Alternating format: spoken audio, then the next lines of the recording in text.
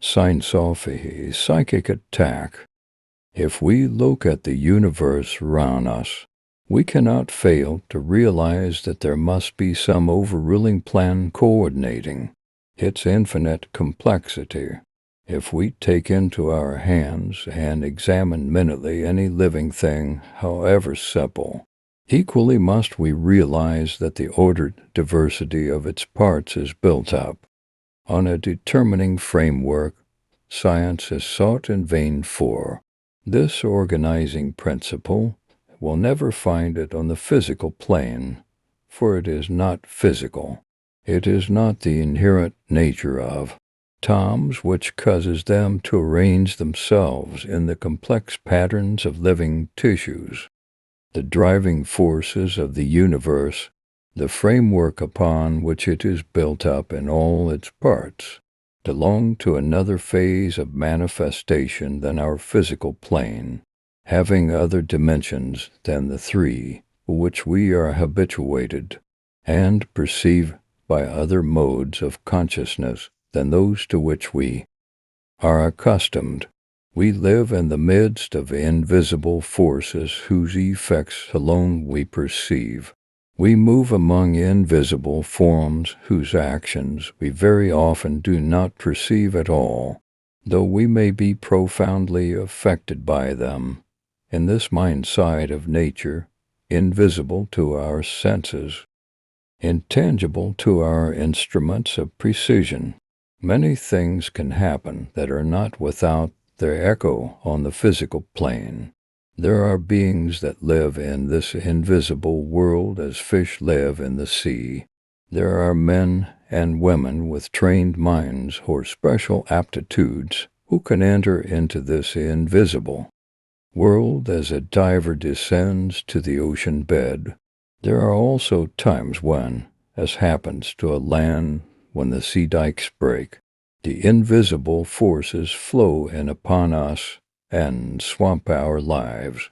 Normally this does not occur. We are protected by our very incapacity to perceive these invisible forces. There are four conditions, however, in which the veil may be rent and we may meet the unseen. We may find ourselves in a place where these forces are concentrated. We may meet people who are handling these forces. We may ourselves go out to meet the unseen, led by our interest in it, and get out of our depth before we know where we are. Or we may fall victim to certain pathological conditions which rend the veil. The threshold of the unseen is a treacherous coast on which to bathe. There are potholes and currents and quicksands. The strong swimmer, who knows plus or minus he coast, may venture in comparative safety. The non-swimmer, who takes counsel of nothing but his own impulses, may pay for his temerity with his life. But we must not make the mistake of thinking that these invisible forces are necessarily evil and inimical to humanity. They are no more inimical in themselves than are water or fire, but they are potent. If we run counter to them, the result is disastrous for us, for we have broken a natural law. But they are not out to attack us any more than we are out to attack them. We must face the fact, however, that men and women with knowledge of these things have, both in the past and in the present, used that knowledge unscrupulously, and that we may find ourselves involved in the results of their actions. It may safely be said that the unseen is only evil and inimical to humanity, and it has been corrupted and perverted by the activities of these unscrupulous men and women, whom initiates call adepts of the left-hand path. We must consider the outward and visible signs of psychic attack before we are in a position to analyze the nature of such attacks and indicate their source of origin. It is a fundamental rule that diagnosis must precede treatment. There are many different kinds of psychic attacks, and the methods that will dispose of one will be ineffectual against another. The commonest form of psychic attack is that which proceeds from the ignorant or malignant mind of our fellow human beings. We say ignorant as well as malignant, for all attacks are not deliberately motived. The injury may be as accidental as that inflicted by a skidding car. This must always be borne in mind, and we should not impute malice or wickedness as a matter of course. When we feel we are being victimized, our persecutor may himself be a victim. We should not accuse a man of malice. If we had linked hands with him and he had stepped on a live rail, nevertheless, we should receive at his hands a severe shock. So it may be with many an occult attack. The person from whom it emanates may not have originated it, therefore we should never respond to attack by attack, thus bringing ourselves down to the moral level of our attackers, but rely upon more humane methods which are, in reality, equally effectual and far less dangerous to handle. People also come into touch with the unseen through the influence of places. Someone who is not actually psychic, but who is sufficiently sensitive to perceive the invisible forces subconsciously, may go to a place where they are concentrated at a high tension normally, although we move in the midst of these forces, for they sustain our universe. We are oblivious of them. Where they are concentrated, however, unless we are very dense-minded, we begin to be dimly conscious of something that is affecting us and stirring our subliminal self. It may happen that the barrier between consciousness and subconsciousness is dense in some people, and they're never able clearly to realize what is going on. They merely have the sense of oppression and general malaise, which lifts when they go away to another place. Consequently, the condition may never be detected, and lead to years of ill health and misery. More commonly, however, if there is a definite psychic attack of sufficient force to make itself noticeable at all, there will soon begin to appear characteristic dreams. These may include a sense of weight upon the chest, as if someone were kneeling on the sleeper. If the sense of weight is present, it is certain that the attack emanates locally, for the weight is due to the concentration of etheric substance or ectoplasm, and is sufficiently tangible to press down the scale of a balance when it is possible to capture it. For measurement, a great deal of research has been done with materializing mediums upon the nature of this tangible, subtle substance, and the reader is referred to the books on the experiments conducted by Crawford with the Goliath Circle at Belfast, and in Paris with Eva C. by other experimenters.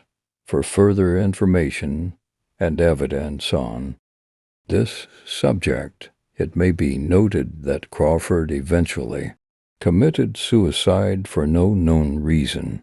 A sense of fear and oppression is very characteristic of occult attack, and one of the surest signs that herald it. It is extremely rare for an attack to make itself manifest out of the blue. As it were, we are not in our normal state of mind, body, and circumstance, and then find ourselves suddenly in the midst of an invisible battle. An approaching occult influence casts its shadow on consciousness before it makes itself apparent to the non-psychic. The reason for this is that we perceive subconsciously before we realize consciously, and a line of creeping shade indicates the penetrating of the subconscious sensor from below upwards. As the attack progresses, nervous exhaustion becomes increasingly marked, and there may, under certain conditions, which we will consider later, be such wasting of the tissues that the victim is reduced to a mere bloodless shell of skin and bones lying on the bed, too weak to move, and yet no definite disease can be demonstrated. Such a case is an extreme example. Proceeding unchecked to its logical conclusion, other issues are possible. However, the resistance may be good, in which case the attack is unable to gain a foothold on the physical plane and is limited to that borderland between matter and mind, which we perceive upon the threshold of sleep. This is a very terrible experience, for the victim is afraid to sleep and cannot keep awake. Indefinitely worn out by fear and lack of sleep, mental breakdown soon supervenes. Nervous exhaustion and mental breakdown are the commoner results of astral attack among white people. For in Europe, at any rate, it is not often that an attacker is able to bring the attack to a conclusion in the death of the victim. There are, however, records of cases where the victim has died of pure fright. Kipling's terrible story, The End of the Passage, gives an account of such an occurrence. But in addition to the purely subjective phenomena, there will also be objective ones if the attack has any degree of concentration. The phenomenon of repercussion is well known, the phenomenon wherein, at which befalls the subtle body, is reflected in the dense body, so that after an astral skirmish during sleep, bruises are found on the physical body, sometimes bruises of a definite pattern.